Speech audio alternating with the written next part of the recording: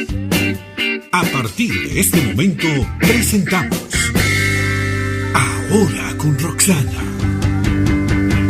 una revista informativa de entrevistas y análisis. Bienvenidos.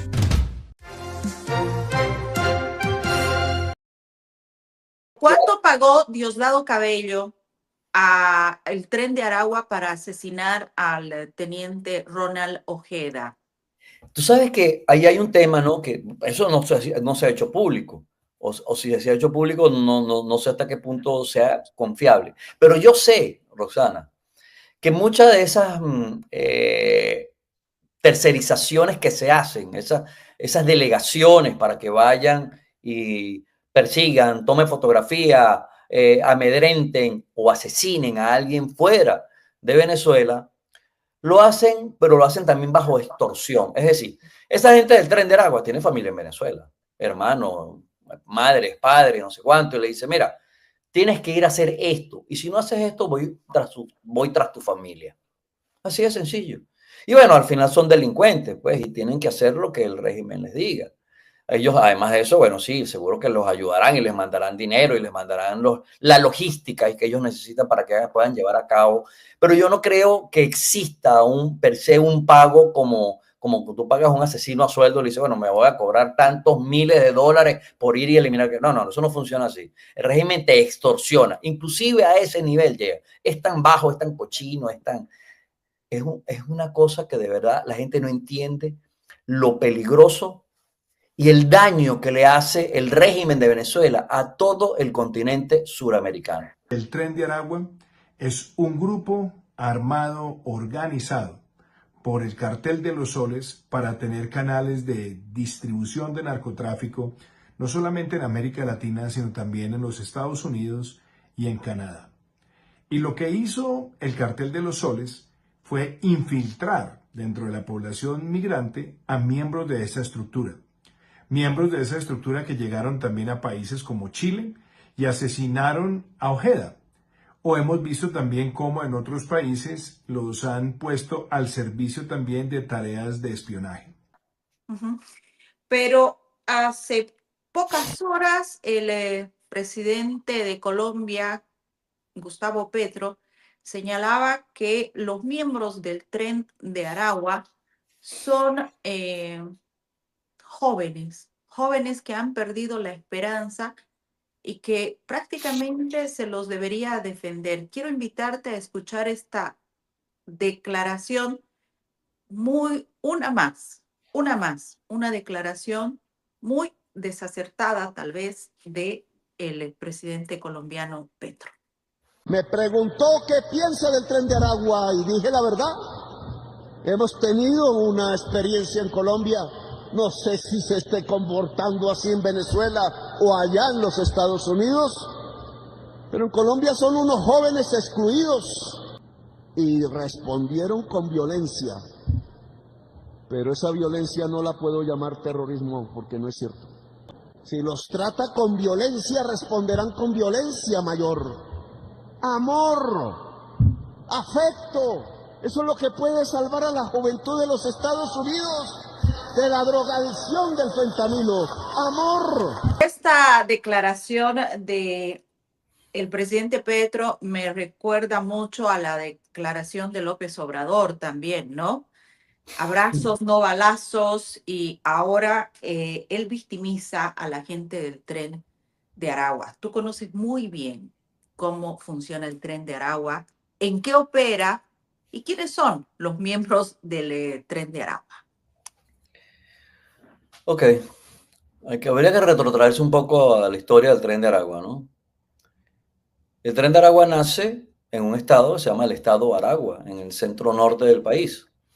Y nace porque en principio eran unos grupos de sindicatos que estaban trabajando para la elaboración de un tren que recorrería todo el país.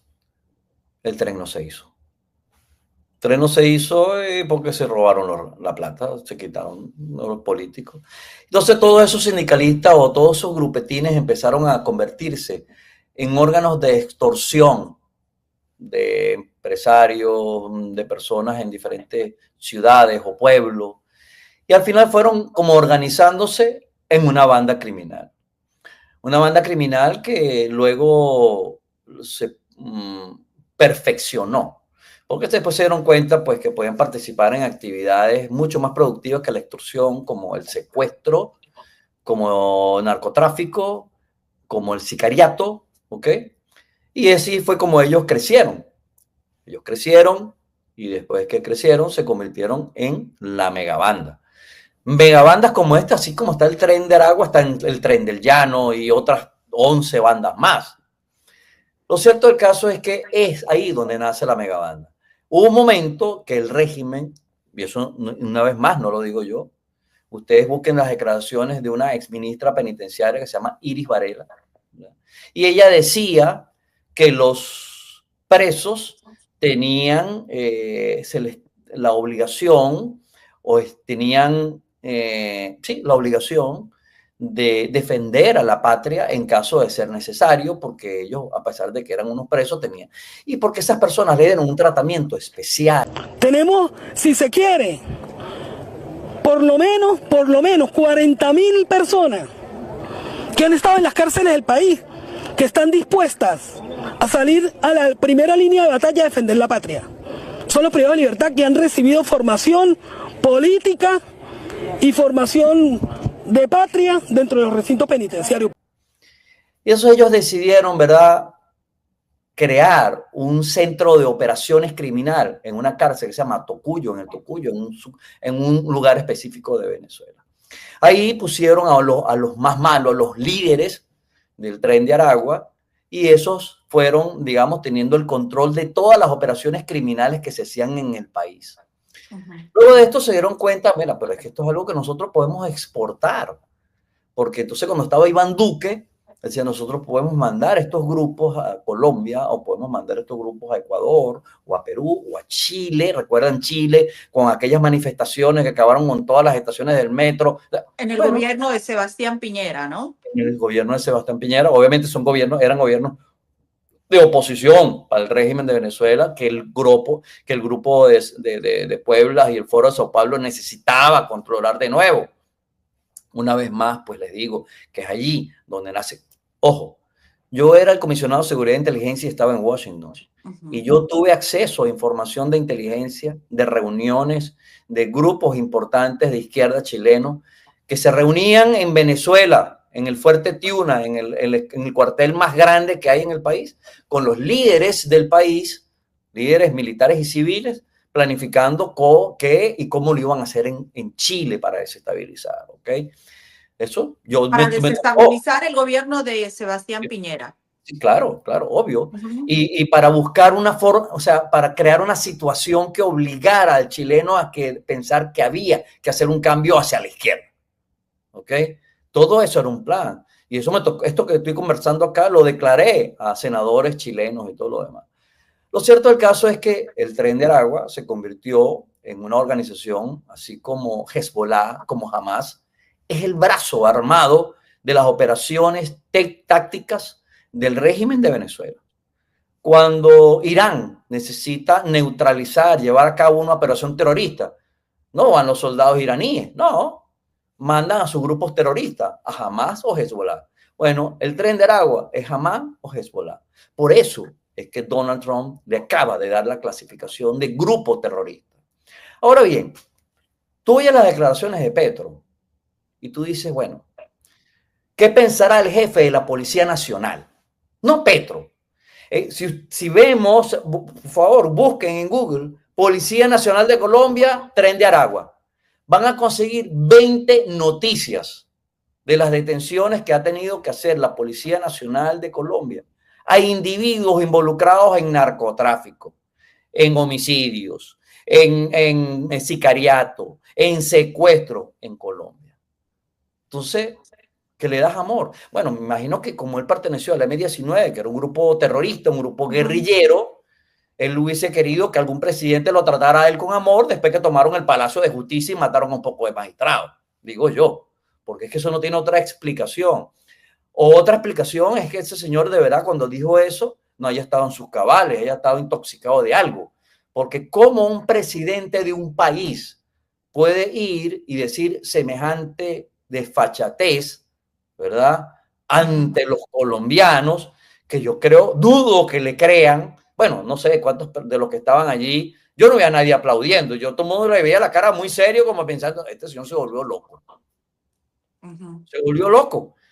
Entonces, mira, de verdad, esto es algo que deja mucho que desear, pero esa es la narrativa de todos estos individuos que forman parte de estos presidentes creados, aplaudidos, llevados, apoyados por el Foro de Sao Paulo y el Grupo de Puebla, que es lo que tienen a la nación, a todos los países suramericanos en esta situación.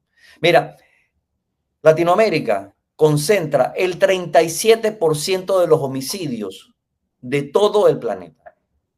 De todo el planeta. Así que, o sea, comparado con el resto del mundo, o sea, no pasa lo que pasa solamente en Latinoamérica. Y todo obedece a este tipo de dirigentes que tenemos en estos países, con unas narrativas que tú las escuchas y tú dices, esto no puede ser serio, esto no puede ser verdad, lo que el señor está diciendo. Porque muchas de esas personas que vieron esa declaración saben que el Tren de Aragua es un grupo de verdad asesino, un grupo de realmente gente despiadada, gente que vive viendo a ver cómo hace para favorecerse en el crimen. O sea, ¿sabes cuántas personas han sido identificadas con identificación colombiana, siendo venezolanas, y era porque eran del Tren de Aragua, que buscaron hasta la nacionalidad colombiana? Y esas personas han salido de Colombia y han cometido delitos en otros países, por ejemplo, acá en los Estados Unidos. Todo eso es una realidad. Eso no son cosas. Entonces, que un presidente venga y diga, yo no sé, pudo haber dicho otras cosas, decirlo de diferentes maneras, ¿no? Tú dices que, por ejemplo, que sí, que son un grupo, pero como tal, habrá que analizar y ver si todos ellos son unos verdaderos criminales. Bueno, ok, está bien, eso te la puedo comprar. Pero decir que hay que tratarlos con amor, porque, bueno, no sé, insisto, o sea... necesita seguramente. Ellos tratarían a la guerrilla colombiana con amor. Digo yo, le pregunto a los colombianos. Tratarían... No, si hay una unión, ¿no? Si hay una unión entre la guerrilla colombiana y el gobierno de Petro, hay una unión también con los cárteles que hacen presencia en Catatumbo, y hay una unión también con el crimen organizado que se está generando en toda la región bajo el manual, si quieres, de la dictadura cubana, ¿no? Estos grupos de choque, estos asesinos, estas organizaciones criminales tienen sentido para proteger al socialismo del siglo XXI. El Tren de Aragua, que se ha esparcido por toda la región, podría estar presente en qué países en este momento, Iván. Sabemos que estuvo en Chile, Perú. Bueno, está en Colombia, segurísimo. O sea, Sí. Insisto, busquen en Google Colombia, policía. Está en Ecuador. Si buscamos en Perú, busquen en Perú también en Google. No lo dice Iván Simón, lo dice ahí en las noticias de Perú. Usted pone las noticias de Perú y los transportistas han llamado a paro, ¿verdad? Han solicitado la renuncia del ministro de Interior y Justicia por el acecho del Tren de Aragua. Así de sencillo. Los gremios de transportistas dieron un plazo de 15 días al nuevo ministro del Interior para frenar las amenazas. Advirtieron de que si no ven resultados, llevarán a cabo una paralización a nivel nacional. Por su parte, la Autoridad de Transporte Urbano se solidarizó con los afectados. Está en Chile, lo dice el gobierno de Chile, está en los Estados Unidos, opera en varios países de Centroamérica. En Bolivia. En Bolivia está, obvio, claro que está en Bolivia. Me disculpa, se me pasó, está en Bolivia. Nos encontramos en Desaguadero, Bolivia, frontera con Perú, a 115 kilómetros de la ciudad de La Paz. Según las autoridades, aquí inicia la ruta y desde aquí opera el Tren de Aragua en Bolivia. Aquí opera, ahí se quedan los venezolanos y los extranjeros. Todos estos países tienen una célula del Tren de Aragua. todos. Honduras. Que son células que eventualmente pueden ser células, ¿cómo se dice? Están a la expectativa, esperando recibir instrucciones para actuar. Si lo que está sucediendo no amerita una actuación del Tren de Aragua, están ahí anónimos, sobreviviendo, haciendo cualquier cosa, quizás en el secuestrando, extorsionando. En el microtráfico, no sé cuánto, de verdad. Y cuando sea necesario, el régimen los pone a hacer algo mucho más grande, mucho más contundente. Pero de que están. Porque ellos han creado sus franquicias, ¿ok? En Argentina están. Tuve conversaciones con el gobierno argentino hace cuestión de 2 semanas y estuvimos hablando precisamente de esto, del Tren de Aragua en Argentina. Y ahorita van a reforzar el Tren de Aragua en Argentina. El objetivo ahorita del Foro de Sao Paulo, ¿verdad?, es evitar que en países como Ecuador, como Argentina o como Honduras lleguen los gobiernos que están próximos a llegar. O bueno, en el caso de Argentina llegó, está Milei, pero Milei se ha convertido en un objetivo importante para el régimen de Venezuela.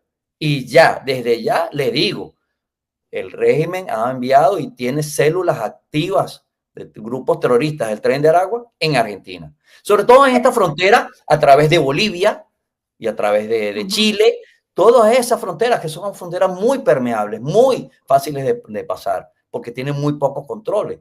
Y sobre todo estos individuos que han venido entrenándose durante todos estos años. Ese es el objetivo. Así como en estos momentos está el CELAC instalado en Honduras, haciendo una pantomima y haciendo todo un show para poder apoyar a la candidatura de Rixi Moncada, que está muerta en las elecciones, ¿verdad? Porque no tiene posibilidad, porque quien tiene, digamos, la posibilidad en este caso es el señor, bueno, el que dicen Papi, Papi a la orden. Papi a la orden.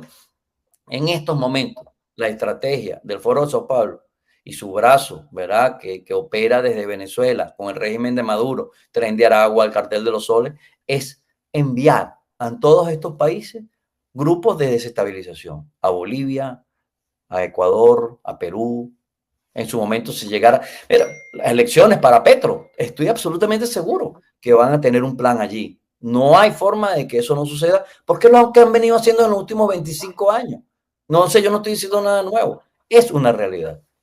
Exactamente. En este momento, la candidata de Xiomara Castro del régimen, que ya se ha declarado que va por la línea socialista, es esta señora Rixi Moncada, donde se está llevando precisamente el encuentro de la CELAC.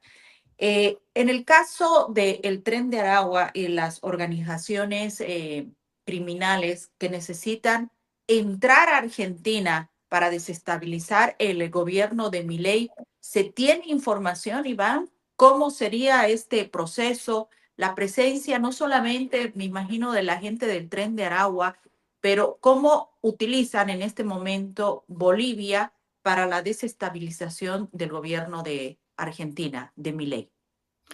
Mira, el discurso de Milei ha sido absolutamente cuestionado por el régimen de Venezuela, ¿okay?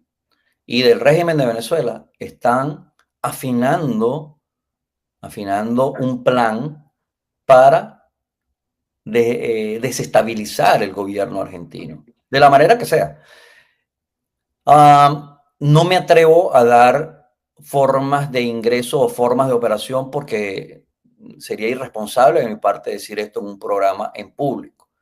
Pero sí, les puedo asegurar que en estos momentos ya hay en marcha un plan de desestabilización contra el gobierno del presidente Milei. Eso no cabe la menor duda y es así. ¿Y saldrá de Bolivia?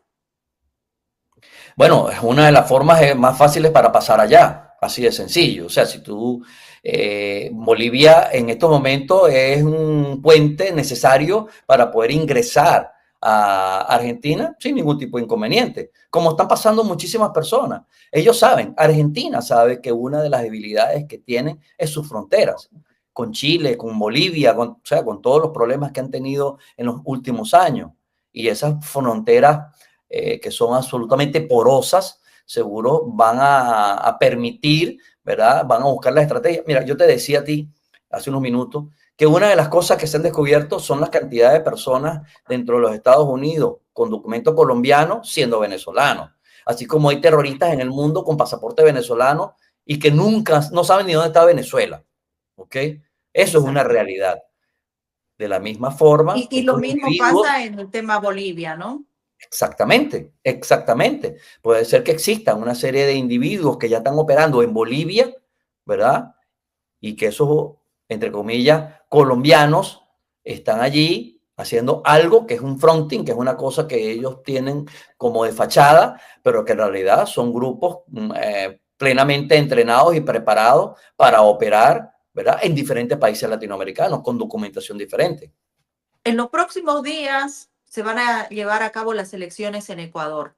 La presencia de Erik Prince obedece también a un tema de darle seguridad a los ecuatorianos en esta votación, porque se conocía también de operaciones digitadas por el régimen de Nicolás Maduro, los cárteles del narcotráfico, las guerrillas y también el gobierno de Petro para tratar de desestabilizar Ecuador. Mira, una de las cosas yo creo que el presidente Noboa se da cuenta que tiene una amenaza creíble, una amenaza cierta con el narcotráfico. El narcotráfico no solamente es el tema del narcotráfico, sino que tienes una serie de individuos entrenados para hacer mucha maldad. Mucha, pero mucha maldad. Mira cómo está el norte de México. El norte de México está entregado a los grupos, a los carteles de la droga. Ahí no operan, ni los militares operan allí. Ni los militares pueden operar. Bueno, el presidente Noboa tiene ese problema. Y yo asumo, ¿verdad?, que él, ante esta amenaza, y bueno, en este momento siendo el presidente de Ecuador, él tiene todo el posibilidad. Todo el derecho y me parece acertado que le pida a Erik Prince que lo apoye en esas estrategias. Porque por más que sea, ¿verdad? Estoy seguro que el mismo ejército, gobierno o policías de Ecuador no solamente pueden estar corrompidas, sino no están entrenadas y preparadas como ese grupo de hombres que tiene Erik Prince, que han operado en diferentes partes del mundo atendiendo problemas de terrorismo, o sea, problemas reales, de verdad, amenazas. Además de eso, aquí es muy importante algo que en estas guerras de quinta generación, una de ellas es las narrativas y la otra es la tecnología. La narrativa y la tecnología son cosas que van de la mano en las guerras de quinta generación. Y esas son herramientas que Erik Prince tiene en su bolsillo y que estoy seguro que le van a ayudar mucho en estos meses al presidente Noboa. Providing the law enforcement and the military the tools and the tactics to effectively combat the narco gangs. Okay? Great intelligence so that small raids, very efficient to put the narcos on their back heels and make them truly afraid of being caught. Iván, te agradezco por tu tiempo, por esta explicación, por estos conocimientos, por lo que has compartido con todos los países que nos ven mediante este programa. Y aprovecho la oportunidad para mandar saludos a Argentina, a Ecuador, a Venezuela, a Honduras, a México, a Centroamérica, Salvador, y Bolivia, donde sé que este programa está llegando. Y no me olvido tampoco de los chilenos. Muchas gracias, Iván. Seguramente vamos a tener que desglosar mucho más sobre lo que se está tratando de perpetrar en la región para que esta dictadura que se ha coludido con el narcotráfico, que trabaja y opera con las organizaciones criminales, y no solamente hablo de la dictadura venezolana, sino también de sus cómplices que tiene cabezas muy visibles en otros países, se pueda mostrar al mundo cómo es la forma en la que están operando y que pronto puedan perder el poder en varios países. Solamente voy a cerrar diciéndote algo, Rosana. Si el gobierno de Venezuela no cambia, si la dictadura no cae en Venezuela, seguirán siendo una amenaza a todos los países de Sudamérica. Todos los países de Sudamérica no vamos a dormir en paz mientras siga la dictadura de Venezuela. Iván, muchas gracias por tu tiempo y hasta una nueva oportunidad. Hasta luego y buenas tardes, buenas noches o buenos días.